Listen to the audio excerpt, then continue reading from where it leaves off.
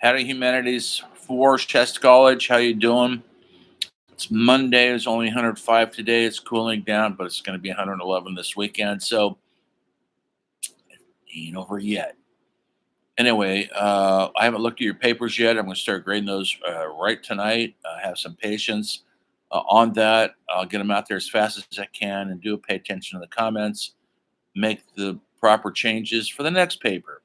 Okay. I think I already told you what I grade down on: short papers, papers that just explain the plot, papers that didn't pay attention to my instructions, or my lecture, which I explained in pretty much detail what I'm looking for, an analysis of the films, not just a retelling of the story or a thumbs up or a thumbs down. It's supposed to be your intelligent analysis of probably your first silent film you've ever seen. This goes for all the movies we're going to be watching. This is what I want from you guys. I'll be talking about this till the end of the semester. Um, if your papers are late, it closes down after a week. Unless you have a valid excuse, please contact me. You can submit it to me on my email, but you'll have some point loss because of that. So try to be on time. I give you plenty of time to do these things. Don't wait till the last minute. A lot of people do. Then you have to watch a movie and write the paper all, and the clock is ticking towards 12 midnight. It's a lot of pressure to put on yourself. Take your time, watch the movie, make some notes of the key things, themes, script, camera, direction, music. Highlight those, and then when you're writing your essay, write a paragraph about each one of those things. Then your paper's done. Um, if you use outside sources to research, and I hope you do, make sure you put a works cited page on there. It's MLA style, so make sure you're double spaced. Make sure there's a page number on there. Your name on the paper helps a lot. And that's it. Easy, no problem. So now we're into week 3. Each week we go through a different decade, and eventually we'll get to our decade. I know you can't wait for that one.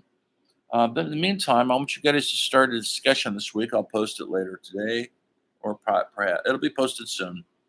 And I want you to talk about movies currently.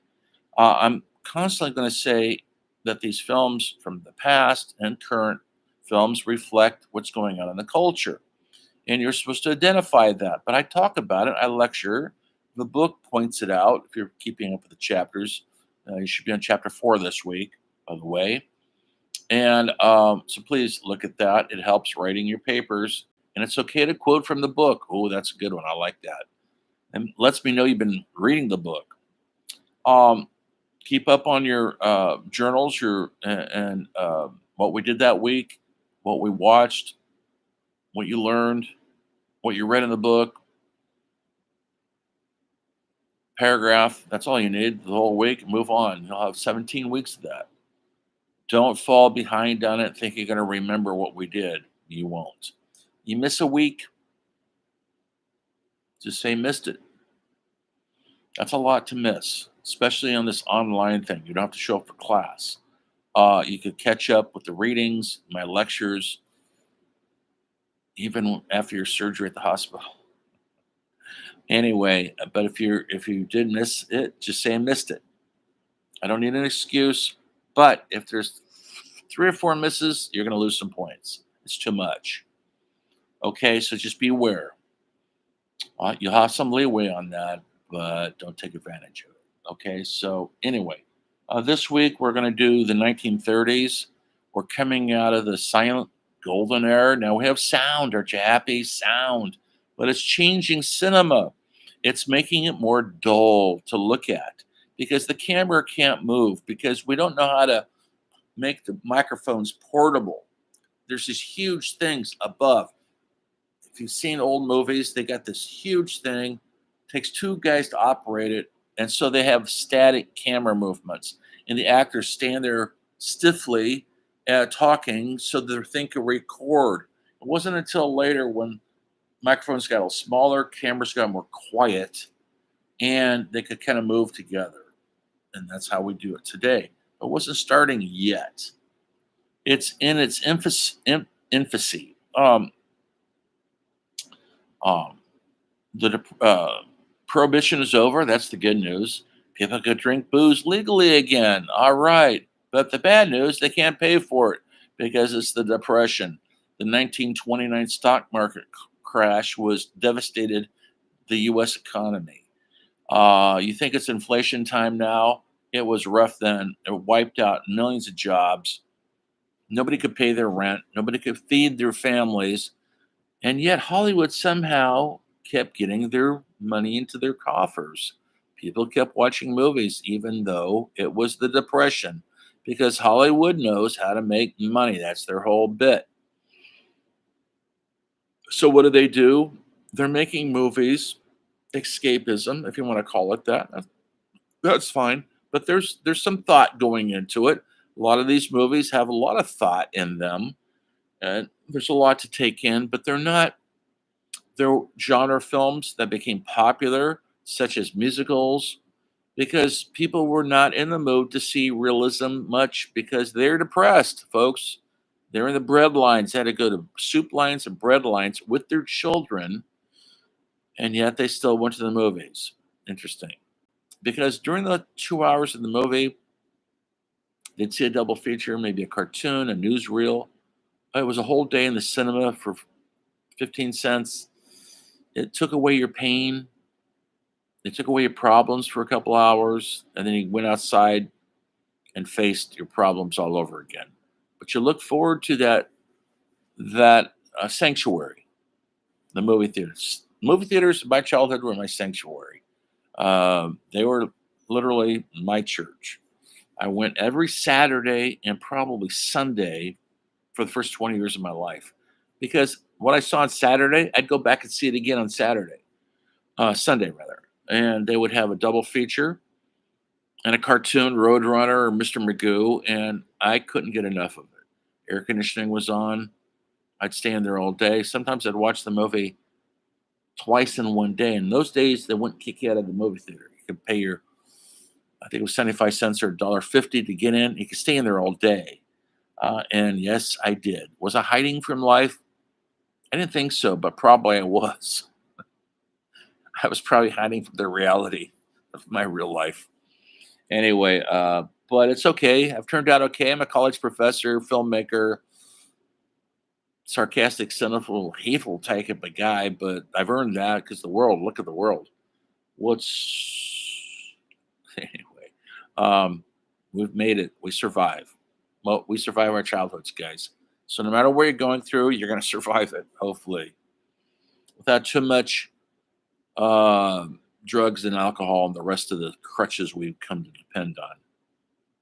And that's the minefield out there. I realize that. Okay, so the depression's on. New genres of movies are starting to show up. And one of them, you're going to write about it. You can start looking at it right now. I'll post it. It's called It Happened One Night by Frank Capra, starring some people you probably don't know. Clark Gable, Claudette Colbert. They were gigantic stars in their time. Not quite yet. This is early times, 1932. Sound was just coming in. Frank Capra was a very popular director. He was considered like the Steve Spielberg of his day. He had his hand on the pulse of the average American. And this is a simple story about an heiress. Think about Kim, one of the Kardashians, running away from a fake wedding that she's supposed to get married to, and then and she's taking the bus, and she's a wealthy woman's never been on a bus before, and she's accidentally runs into a journalist who knows who she is, and he wants to write the story. And guess what's going to happen, folks? Yes, a romance will come about. in the meantime, it was a realistic view of what was going on in the Depression. It was filmed. Some of it was filmed on actual location, not just on sound stages, and you get a good sense of what a bus looks like in those days, folks. The Greyhound bus wasn't like it is now, and what was going on in the bus, and how when they spent the night places. Yes, folks, they used to spend the night places in these camps. Uh, it was it was Depression times. The camps were sort of like trailer park camps with communal showers and stuff. And so kooky shenanigans ensue because they're not married, but they're spending the night. They're acting like a married couple. They're spending the night in the hotels, and that's actually against the law, folks. You could be arrested for that. Can you imagine that world? But that's the world there we were living in. Um, and so a new term was called screwball comedy was invented, and this is probably the first one. We haven't seen the likes of that before. Yes, it's in black and white, folks, but there is sound. So please try to enjoy the movie. I'll post it later. The paper won't be due till next week, so don't worry about that yet. I'll post that later also. Um, but look, watch the movie, try to enjoy it, and put yourself like you're in a movie theater in 1934 watching it. Try to take your 2022 eyes off of it, put on your 1934 brain eyes, and look at it for what it's worth, what it is, a movie of its time. And it was cutting edge, folks. Made a lot of money at the box office. It's a perennial classic, Hollywood favorite. And screwball comedies became a huge thing in the 30s because they were good escapism. And a lot of times it was making fun of rich people. In fact, I would say probably all the time it is. She's wealthy and he's not. And so there's the class warfare right there. She shouldn't be romantically involved with him because he's a working stiff, and he makes fun of her because she's a spoiled brat. But guess what, folks? Human sexuality defeats all the class systems. Anyway, it's a very adult movie, meaning adult theme. No, there's not a bunch of whatever you think adult is. You want to think of nudity or something like that. That's not adult, kids. Adult is emotional adulthood. Emotion adult is loss, death, tragedy, suicide. That and this hits on a lot of that. And the class system, the wealthy, how they go through the world being privileged. That's a theme, folks. I'm giving your answers to you. How they kind of get around the world without dealing with the world around them. They're censored from the real world, and this movie brings her down to earth. She sees how the other most of the world lives, not like she lives, and so she learns a lesson. He learns a lesson in how to not judge her so harshly. She's a real human being with real flaws and worthy of his attention. So there's a lot going on there. I'll post it. Watch it. You might have to pay $1.99 for it. I don't know if there's a free copy out there. Maybe there is. But you might have to pay a little something for it. But we're saving in gas, not driving to college every day. So uh, there's a good payoff there. It's for your bang for your buck. Anyway, so the other films of the 1930s that were popular, believe it or not, were horror films, and they were mostly monster films. When I say monsters, I'm talking about Dracula, Frankenstein's monster, the Mummy, Dr. Jekyll, Mr. Hyde, the Wolfman. These Bride of Frankenstein, they were actually literally monsters. They were very, very popular in the 30s, mostly because Pulp Fiction, that's a certain lowbrow writing in comic books, which were popular, popularized these monsters. And in books, they all come from a novel or something. Frankenstein, Mary Shelley wrote that when she was 17 years old. Uh, Bram Stoker wrote Dracula. So they came from literary sources, but they were kind of lowbrow pulp fiction, not considered literary, although that's changed over the years.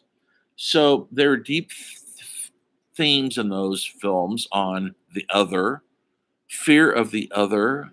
Oh, there's the mummy. He's not like us, so we need to kill it.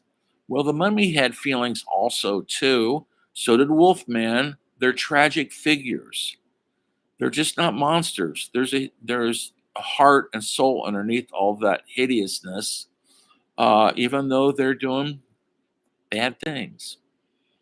There's a reason why they do bad things. They can't help their nature, just like most of us can't. So they were popular because during this time in Europe, Adolf Hitler was rising to power. We knew about it. He had just made big inroads into the higher hierarchy, what am I saying? The aristocracy of Germany. He was becoming the man, and his form of National Socialism was sweeping the German nation. They had felt jilted in World War One, and they wanted to have respect in the world. And how they were going to do that was through Aryan superiority. They felt superior to the Jewish community, to the Black community, to gay community, to anybody who's different than them. And they put it to use in a very violent 10 years. And it was just starting to percolate in Europe. We knew about it here, but we're hoping it wasn't going to touch us. It did. But we couldn't fight Hitler yet. We ended up fighting him, believe me. Next week when I do World War II, oh, did we fight Hitler? But not yet. But how we could fight the monster, which is essentially Nazism and Hitler, was we could fight these monsters in these movies. That's the correlation. When I talk about the culture reflecting, this is a hand mirror, by the way. When I do that, it's a mirror. Can you see the mirror? It's reflecting on us, and then Hollywood reflects back what they see and what we're looking at. And so these monsters were essentially these monsters in real life, but they couldn't use the real life one because it was too scary and too political. And so you could fight Dracula, you could fight the mummy and the werewolf. We were not ready to fight Hitler yet. Hugely popular. Comic books were becoming very popular. Um, the first action comic, that stars Superman, by the way. They didn't call it Superman, they call it Action Comics. The first issue, they created Superman to essentially fight Nazis. Those first issues, he's fighting Nazis. Now, we couldn't really fight the Nazis, but Superman could. Wonder Woman, same thing. She was fighting fascism in her early incarnation. Later on, it became, villains like Lex Luthor and things like that.